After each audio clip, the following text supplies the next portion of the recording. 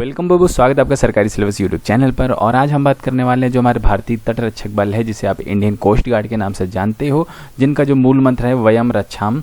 तो इसमें जो डोमेस्टिक ब्रांच डीबी की जो भर्ती होती है, उसमें आपकी मेडिकल में क्या क्या चीज़ें देखी जाती हैं, इसके बारे में थोड़ी सी हम आपको डिटेल में जानकारी देने वाले हैं। ठीक है, इसका एक वीडियो जिस चैनल पर अपलोड हुआ, वो वीडियो में मैंने आपको बताया था कि आपको कौन कौन से डॉक्यूमेंट्स लेके जाने हैं वहाँ पर जब आप रिटन एग्ज़ाम देने जाएंगे। ठीक है, इस वीडियो में सिर्फ हम मेडिकल के बारे में चर्चा करें कि आपका हाइट, वजन, आपकी आंखें, आपके टैटूज़, क्या क्या चीज़ें आपकी होनी चाहिए। चलिए आगे बढ़ते हैं, डिटेल में जानकारी आपको देते हैं।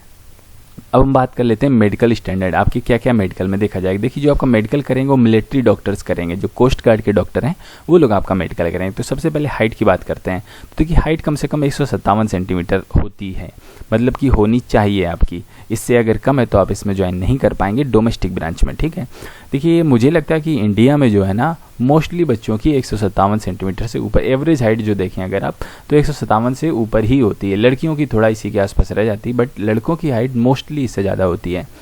तो बहुत ज़्यादा हाइट नहीं है। आर्मी में देखिए, आप किसी में 170 ले रहे हैं, 171 ले रहे हैं, तो इसमें देखिए 157 काफ़ी कम ले रहे हैं। तो आप इसमें जो है ना, हाइट की आपकी ज़्यादा परेशानी नहीं होने वाली। इसके बाद चेस्ट के बारे में देखिए चेस्ट की मिनिमम ऐसी कोई रिक्वायरमेंट नहीं है, लेकिन बट एक्सपेंशन मतलब कि सीने का फुलाव आपका नापा जाएगा। मान लीजिए आपका सीना 70 का निकला, क्योंकि इसमें हाइट कम है तो हाइट के हिसाब से शरीर भी होता है और शरीर के हिसाब से आपका सीना भी होता है।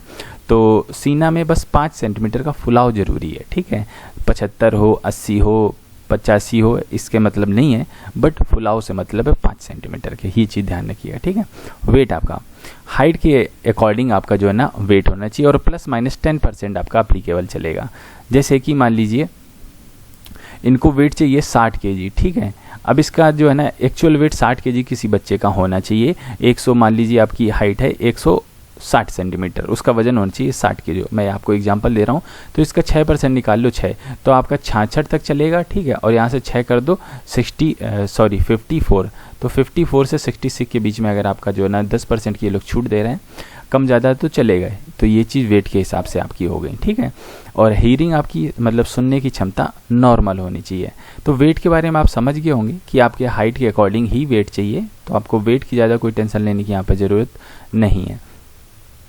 हीयरिंग आपकी नॉर्मल होनी चाहिए, और जो है ना जब आप जाएं रिटन एग्ज़ाम देने, क्योंकि प्री और ये सारी चीज़ें लगातार होती हैं तो आपको समय नहीं मिलेगा। तो रिटन एग्ज़ाम देने के पहले जो है ना, candidate are advise to get their ear, मतलब अपने कान वगैरह साफ़ करके जाएं, वैक्स वगैरह निकाल कर जाएं मेडिकल एग्ज़ाम के पहले। ये ज़रूरी चीज़ थी।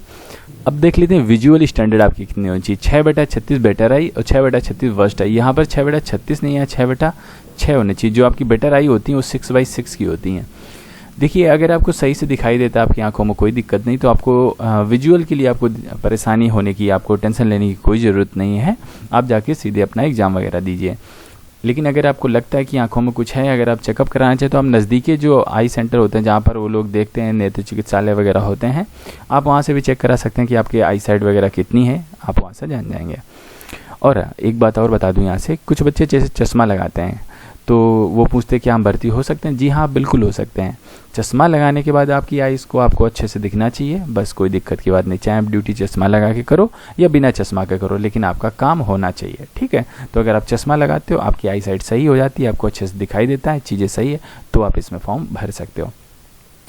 बात करें टैटू की, तो देखिए टैटू परमिटेड नहीं है। यहाँ पर देखिए नॉट परमिटेड पहले से ही लिख रखा है, लेकिन एक जगह परमिट, जो आपका हाथ है, हाथ के आपके जो एल्बो है, एल्बो के इनर साइड में आपका जो ना परमिटेड, वहाँ पर आप अगर कोई छोटा सा टैटू है तो चलेगा। बाकी अगर बॉडी के किसी पार्ट में है तो आपका नहीं चलेगा। ठीक है, तो ये चीज़ें हमने यहाँ से देख ली, आपके जो मेडिकल एग्ज़ाम की ज़रूरत थी। ठीक है, अब देखिए ये जो आपका है इनिशियल हो, तो ये कुछ बातें हो गई आपके मेडिकल एग्ज़ाम के बारे में। देखिए, आपका एक मेडिकल एग्ज़ाम तब होगा जैसे कि आप जो है ना, आपने अपना रिटन एग्ज़ाम दिया, फिजिकल दिया, तुरंत आपका एक मेडिकल होगा, वो इनिशियल मेडिकल होगा। फिर उसके बाद जब आपको ज्वाइनिंग लेटर मिल जाएगा, फिर आप जाएंगे जब INS चिल्का में, तब आपका वहाँ पर फाइनल मेडिकल एग्जामिनेशन होगा, फाइनल एनरोलमेंट मेडिकल एग्जामिनेशन। ये काफ़ी ज़रूरी होता है। इसके होने के बाद अगर आप इसमें फिट पाए जाते हैं तो आपको जो है ना ट्रेनिंग के लिए भेज दिया जाएगा। तो ये कुछ आपकी जो है ना मेडिकल एग्जामिनेशन की ज़रूरतें थी, तो हमने इसके बारे में आपको यहाँ से बता दिया। उम्मीद करता हूँ आपको चीज़ें क्लियर हो गई होंगी। और अगर आपको इस वैकेंसी का सिलेबस देखना है तो आप विजिट कर सकते हैं www.sarkarisyllabus.com।